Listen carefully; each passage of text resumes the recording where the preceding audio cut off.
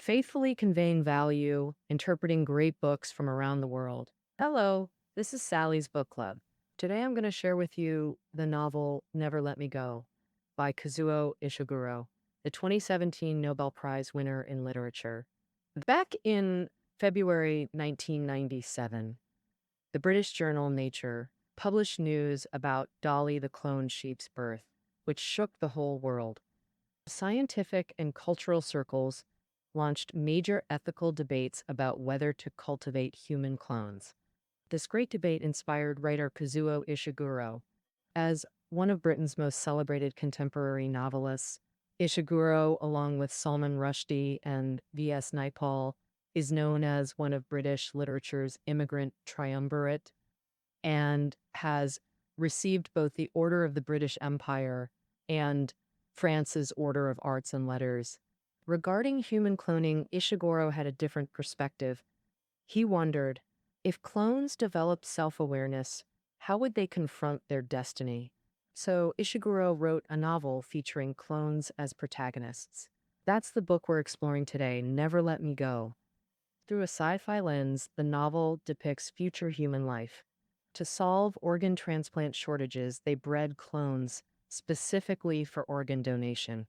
These clones' tragic fate and their metaphor for modern spiritual dilemmas deeply moved readers. But the novel was adapted into film and TV, earning a Booker Prize nomination. Haruki Murakami publicly called Never Let Me Go his favorite novel of the past 50 years. The book's divided into 3 parts, showing clones' brief lives. They first live at Hailsham boarding school in the English countryside, then move to a place called the Cottages for training while awaiting donations, finally ending their lives after 4 organ donations. But initially unaware of this tragic fate, the clones firmly believed becoming donors was absolutely right and glorious. They never knew why humans bred them for donation, nor their fate afterward. The entire novel follows the protagonist gradually uncovering this fate's truth.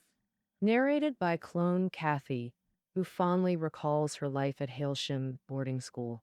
Hailsham is nestled deep in the English countryside, where boys love playing soccer and girls enjoy games and painting. The school values students' artistic creations, holding an auction each season: spring, summer, autumn, and winter. They exhibit and sell students' artworks like oil paintings, sketches, pottery, and more. In this seemingly idyllic school, friends enjoy their growing years. But beneath it all, there seem to be some unusual things, like stern teachers, students' lives strictly controlled, and near total isolation from the outside world. There are also many chilling stories circulating in the school, mostly about escaping. For example, a boy who ran away from the boarding school was later found hanging from a tree with his hands and feet chopped off. He climbed over the fence, wanting to see what the outside world was like, but was refused re-entry and eventually died out there. Ugh. Right at this mysterious Hailsham school, Kathy met the male protagonist Tommy, who loved painting. However, his paintings were always mocked by classmates. Tommy had a bad temper, and meddlesome students deliberately excluded him. When provoked, Tommy would shout angrily, while other boys laughed heartily. While everyone mocked Tommy, only Kathy cared for this outcast boy. She quietly approached to comfort him and chatted with him during lunch. Slowly, Tommy opened up to Kathy, and they became close friends who shared everything. Although Tommy had a bad temper, he was sensitive inside. He shared his confusion with Kathy, saying, "I don't understand why we're so strictly controlled. The Guardian said Hailsham students will become donors in the future. But what exactly is donation? Why must we donate?" Like Tommy, Kathy had a series of questions in her heart. As the novel writes, we know we're different from the Guardians and also from people outside. We might also know that donation awaits us in our long future lives, but we don't really understand what that means. Once, Guardian Miss Lucy saw Tommy smoking. She said, "Better not smoke. It'll make things worse for you because you're special. You need to keep your insides very healthy."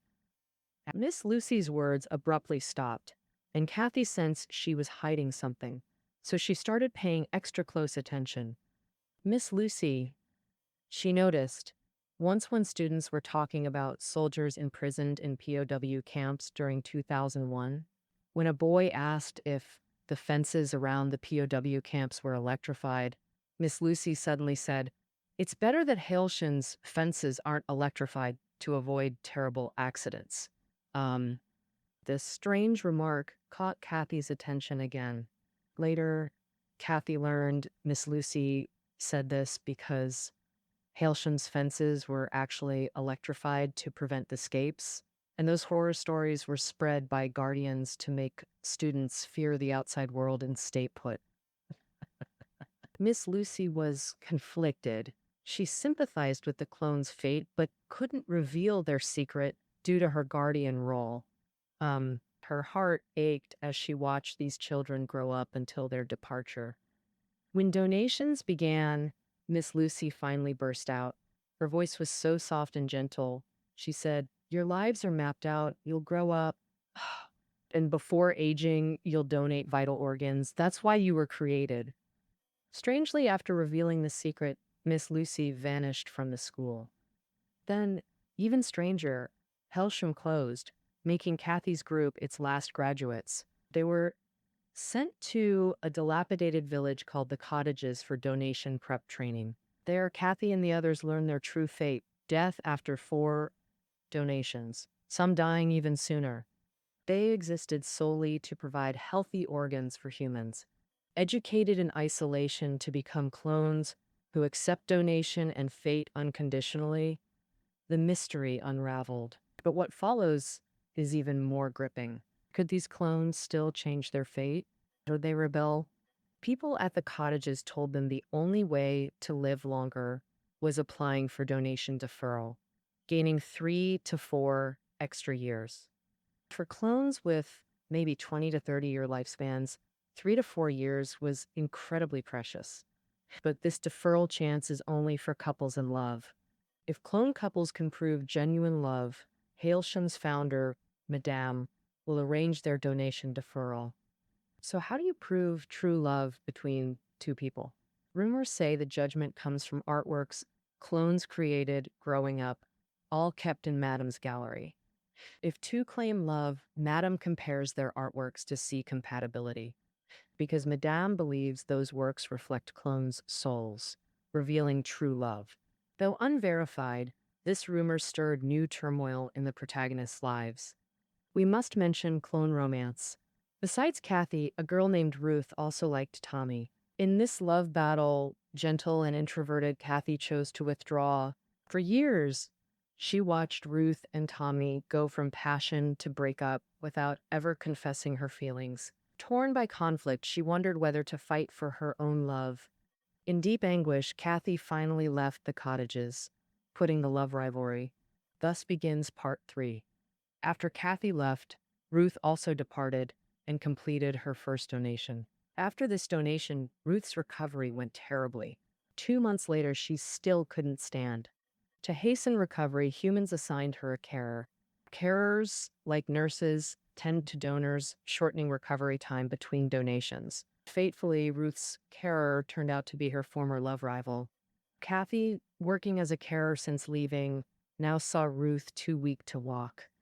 Both felt complex emotions. Ruth knew her end neared, and her companion shared this fate. Knowing Tommy was hospitalized nearby, Ruth decided to visit him with Kathy. The 3 childhood friends reunited, embracing wordlessly. They even returned to Hailsham, reminiscing about their days there in life's final chapter. Ruth's breathing grew weaker. Struggling, she told Kathy and Tommy, "You must keep living. You should ask Madame for donation deferral." Is deferral really possible? Kathy didn't know, but she knew missing this chance meant certain death. After inner turmoil, Kathy and Tommy gathered courage to visit Madame and request deferral. Following Ruth's address, they arrived at Madame's residence. Kathy gripped Tommy's hand tightly, urgently telling Madame they were truly in love and pleading for deferral. But Madame seemed baffled, not understanding why they insisted on proving their love. Tommy asked incredulously, "Isn't your gallery for proving clone couples truly love each other?" Madame's reply stunned him. "I founded Hailsham not to verify love, but to showcase clones' inner souls through their art." The Hailsham mystery unraveled. Madame aimed to educate clones properly, using art to prove they had souls. In early donation systems, clones were raised like animals. No education, no chance to express individuality. McGann was an organizer advocating for clone rights. With allies' funding, she established Hailsham to cultivate clones. There, clones received humane treatment, enlightened education, even sexual freedom. Madame hoped enlightened education would let clones live brief but beautiful lives. Hailsham students had far better conditions than most clones, but Madame never foresaw how art education sparked awakening. Clones began questioning their existence. Clones like Tommy and Kathy desired love, freedom, and longer lives. Their awakening terrified humans, leading to Hailsham's closure. Guardian Miss Lucy was swiftly transferred precisely because she sympathized with the clone's plight and revealed partial truth. Madame meant well toward clones, providing humane education, but lacked power to abolish organ donation laws. Even Hailsham's establishment couldn't alter clones' tragic fate. Humans bred clones solely for organ donation. They die after 4 donations. That's their destiny. This destiny cannot be changed by anyone. Returning to hospital, Tommy broke down, screaming on the road. Kathy held him as they sank into mud, wordlessly embracing, clinging to each other as if this closeness alone could shield them from dark destiny. By novel's end, Tommy too passed away. Grieving, Kathy cried out in despair, "What difference is there between our lives and those we save?" Yet Tommy's fate inevitably awaits her too. Kathy will also begin her donations. After second or third donations, clones become critically weak. Some die outright. Surviving clones get no rehab centers nor cares. They endure 4 donations amid physical and spiritual agony. Before final death, faint consciousness remains. In empty operating rooms, they linger over fleeting life, murmuring, "Never let me go," until dying alone. Then humans dispose of their bodies like trash. Amid profound bleakness, Kathy, Tommy, and Ruth fulfill their donation duty toward predetermined death. Countless other clones will follow this identical fate. Many works explore clone themes, like renowned film Blade Runner 2049, or Hugo winner Kate Wilhelm's Late in the Day, clones rebelling against enslavement, seeking new order. Compared to these, Never Let Me Go takes a different approach. It doesn't depict clone-human conflicts, just plainly records clones' brief tragic lives. These clones never rebelled, at most shouting their frustration before accepting fate until death. Why were clones so calm? Why accept such tragic, unfair fate? Foucault's Discipline and Punish holds answers. In this book, Foucault explains discipline. He says it encompasses discipline, education, training, correction, punishment. Discipline trains and monitors bodies through power, brainwashing subjects via norms to submit to imposed ideas. In Never Let Me Go, clones were tamed this way. At Hailsham, guardians monitored clones down to the second. Warning escape meant doom. From electronic bracelets to horror stories and warnings, clones felt perpetually watched, believing escape fatal. Crucially, clones grew up in a collective narrative. This collective promoted absolute obedience and sacrifice, making them believe donation was their noble purpose. Thus, donation seemed natural, rebellion unthinkable. This mental conditioning worked better than physical enslavement. So even when deceived or sensing fate's absurdity, clones couldn't rebel. Rebellion simply wasn't in their life script. No person or path taught them how to resist. They just habitually chose sacrifice and compliance.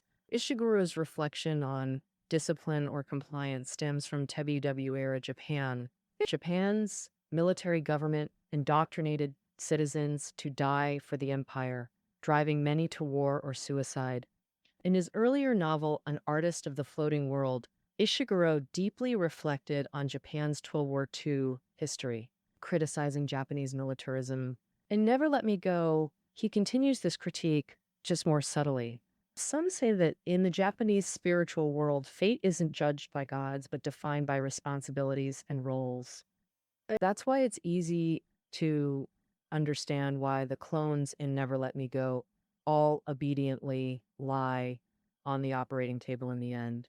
Kazuo Ishiguro has always focused on writing about memory. The Never Let Me Go clones also use self-deception or forgetting to dilute and avoid this pain and fear. From the beginning, the novel talks about death. Kathy and the others are waiting for death.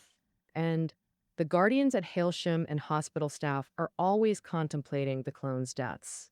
Kathy's attitude towards death is passive. In her narration, she always uses words like end or complete to describe life ending, but fears mentioning death directly. To avoid death, Kathy often emphasizes the meaning of what she does. She says, I can do my caregiving work well. It's very meaningful to me. By then, she already knew she was just a tool for humans, yet still emphasized responsibility and duty, willingly submitting to the clones' values. They imply to themselves that this is an inescapable fate. We have no choice but to accept. Thus, they alleviate pain through selective processing of memories.